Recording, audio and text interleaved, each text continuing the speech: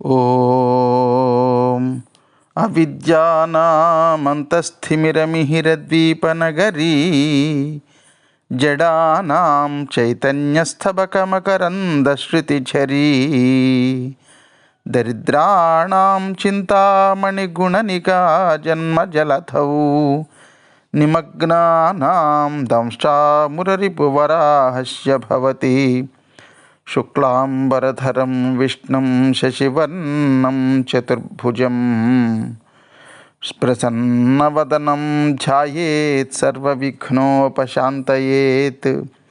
వందే గురుపదద్వంద్వమవాన్మనసగోచరం రక్తశుక్లప్రభామిశ్రమతర్క్యం త్రిపురం మహః.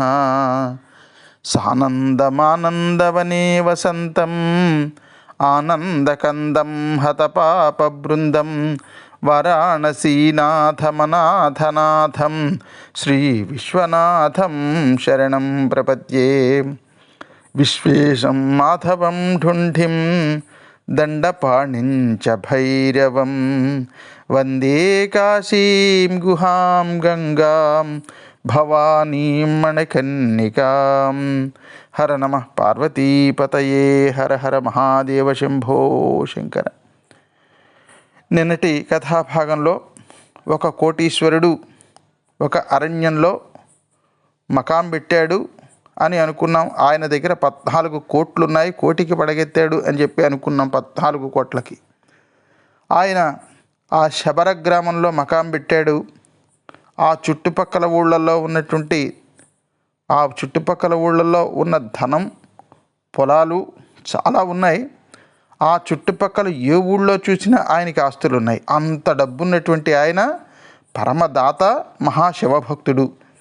ఆయనకు ఒక్కర్తే కూతురు. అందుకని ఆయన శివాలయాన్ని, ఆ అడవిలో ఉన్నటువంటి శివాలయాన్ని, అది శిథిలమైపోతూ ఉంటే తన స్వంత ఖర్చుతో అత్యద్భుతంగా పునర్నిర్మాణం చేయించాడు. నిలువెత్తు శివుడికి నిత్యం అభిషేకాలు, పూజలు అర్చకుల ద్వారా చేయించేవాడు. కానీ అది అడవిలో ఉన్నటువంటి ఆలయం కాబట్టి ఈ కార్యక్రమాలకి కానీ, ఏదైనా పురాణం పెడితే ఆ పురాణ కాలక్షేపానికి కానీ జనం అంతగా వచ్చేవారు కాదు. అయినా ఈ గుడిని అభివృద్ధి చేయాలి అనిపించింది ఆయనకి. అందుకని గుడి పక్కన ఒక పురాణ మంటపం కట్టించాడు. ఆ పురాణ మంటపంలో బాగా పురాణం చెప్పి ప్రసిద్ధికెక్కినటువంటి వాళ్ళతో నెల రోజులు, మండలం రోజులు, మండలం అంటే 40 రోజులు, సంవత్సరం పొడుగుతా పురాణాలు చెప్పిస్తూ ఉండేవాడు. పురాణం వినడానికి వచ్చినటువంటి వాళ్ళందరికీ కూడా ఉచిత వసతి సౌకర్యం, పొద్దున్నే కాఫీ, టిఫిను, అల్పాహారం, మధ్యాహ్నం భోజనం, సాయంత్రం టీ, పకోడీ లేదా సమోసా లేదా బజ్జీ, మళ్ళీ రాత్రికి భోజనం, ప్రతి శనివారం రాత్రికి అల్పాహారం, ఇవన్నీ కూడా ఉచితంగా ఇవ్వబడతాయి అని ప్రకటించాడు. అలా అయితే జనం ఎక్కువగా వస్తారు అని. మనం ఆధునిక సాంకేతిక పరిజ్ఞానాన్ని ఉపయోగించుకుని ఈ పురాణం వినేస్తున్నాం కాబట్టి మనకి పై వాటితో పని లేదు. పూర్వకాలంలో ఇటువంటి ఉపకరణాలు ఇవి ఉండేవి కాదు కాబట్టి ఎవరన్నా చెప్తూ ఉంటే అక్కడికి వెళ్ళి వినవలసిందే, లేదా ఎవరన్నా మన ఇంటికి వచ్చి చెప్తే వినవలసిందే. ఇప్పుడు ఇన్ని సౌలభ్యాలు ఉన్నాయి. సరే, అక్కడ ఆయన కూడా అన్ని రకాల సౌకర్యాలు ఏర్పాటు చేశాడు. అన్ని సౌకర్యాలు ఏర్పాటు చేస్తే 4 భక్తులు వస్తారు అనేటటువంటిది ఒక కారణమైతే, పాపం ఆ అడవిలో పురాణం విన్నాక పురాణం వినడానికే ఎక్కడెక్కడి నుంచో ఆ తండాల నుంచి రావాలి, చాలా దూరం నుంచి. అంత దగ్గరగా ఏమి ఊళ్ళు ఉండేవి కాదు పూర్వకాలంలో. ఆ పురాణం విన్న తర్వాత తిరిగి వాళ్ళకి తండాలకి చేరుకోవడం కూడా కష్టం కదా. అందుకని ఈ సౌకర్యాలన్నీ ఇస్తే ఎక్కువ భక్తులు ఈ పురాణం వినడానికి వస్తారు అని, అందుకని ఆయన అటువంటి సౌకర్యాలన్నీ కూడా ఏర్పాటు చేయించాడు. నిజంగానే ఆయన చేసినటువంటి పనికి ఫలితం కూడా వచ్చింది. 40 రోజుల పాటు ఆయన కాశీ మహిమ చెప్పించాడు. ఈ 40 రోజులు కూడా చుట్టుపక్కల ఊళ్ళ నుంచి జనం చాలామంది వచ్చారు. ఆయన కట్టించినటువంటి ఆ సత్రంలో బస చేశారు. అల్పాహార భోజనాది సౌకర్యాలు వినియోగించుకున్నారు. వేల కొద్దీ భక్తగణం వచ్చి పురాణం వినేవారు. ఇన్ని ఏర్పాట్లు చేసినా చెప్పేవాడు సరిగ్గా చెప్పకపోతే ఎవడ వింటాడు చెప్పండి. మనం చెప్పేది అవతలవాడికి అర్థమయ్యేలా చెప్పాలి. ఈయన ఒక పౌరాణికుడిని పిలిపించాడు. ఆయన చాలా బాగా చెప్పేవాట. స్పష్టంగా అవతలవాడికి అర్థమయ్యేలా చెప్పేవాడు. 40 రోజుల పాటు జరిగినటువంటి ఆ పురాణ కార్యక్రమాన్ని వచ్చినటువంటి భక్త మహాశయులందరూ కూడా చాలా శ్రద్ధగా విన్నారు. ఆ పురాణం చెబుతున్నటువంటి ఆయన ఒక రోజున కాశీ వంటి క్షేత్రం ప్రపంచంలో ఎక్కడా లేదు, జీవితంలో ఒకసారైనా కాశీయాత్ర చెయ్యాలి, విశ్వేశ్వరుడి యొక్క దర్శనం చేసుకోవాలి, కాశీలో మరణిస్తే మోక్షం, కనీసం కాశీలో విశ్వేశ్వరుడి యొక్క దర్శనం చేసుకోవాలి, కాశీ గంగలో స్నానం చేయాలి అని అనేక విధాలుగా కాశీ మహిమను గట్టిగా భక్తితో చెప్పాడాయన. ఈ కోటీశ్వరుడికి ఒక్కరితే కూతురని అనుకున్నాం కదా. ఆ పిల్ల చిన్న పిల్ల, దానికి ఒక 5-6 ఏళ్ళు ఉంటాయి అంతే. ఆ పిల్లని కూడా తనతో పాటు రోజు ఈ పురాణ శ్రవణ కార్యక్రమానికి తండ్రి తీసుకొచ్చేవాడు. చిన్నపిల్లలకి బాల్యంలోనే పురాణాలు వినిపిస్తే వాళ్ళు మంచి మార్గంలో ప్రయాణం చేస్తారు. ఆ 6 ఏళ్ల చిన్నపిల్ల, ఆ చిన్నారి కాశీ మహిమ విని పులకించిపోయిందిటండి. ఆ 5-6 ఏళ్ల వయసులో ఉన్న చిన్నపిల్ల, ఆహా, కాశీకి వెళితే మోక్షం వస్తుందన్నమాట, కాశీకి వెళితే పవిత్రులు అవుతామన్నమాట, కాశీలో ఎన్ని లింగాలున్నాయో ఇవన్నీ నాకు తెలిసాయి అని అనుకుని గుర్తుపెట్టుకున్నది. చిన్నతనంలో విన్నవన్నీ గుర్తుంటాయి. ఆ వయస్సులో గుర్తుపెట్టుకుంటే జీవితాంతం వరకు గుర్తుండిపోతుంది. బాల్యంలో చదువుకున్న చదువే చదువు, బాల్యంలో విన్నటువంటి చదివే చదువు, బాల్యంలో చదువుకున్నటువంటి చదివే శాశ్వతంగా గుర్తుండిపోతూ ఉంటుంది.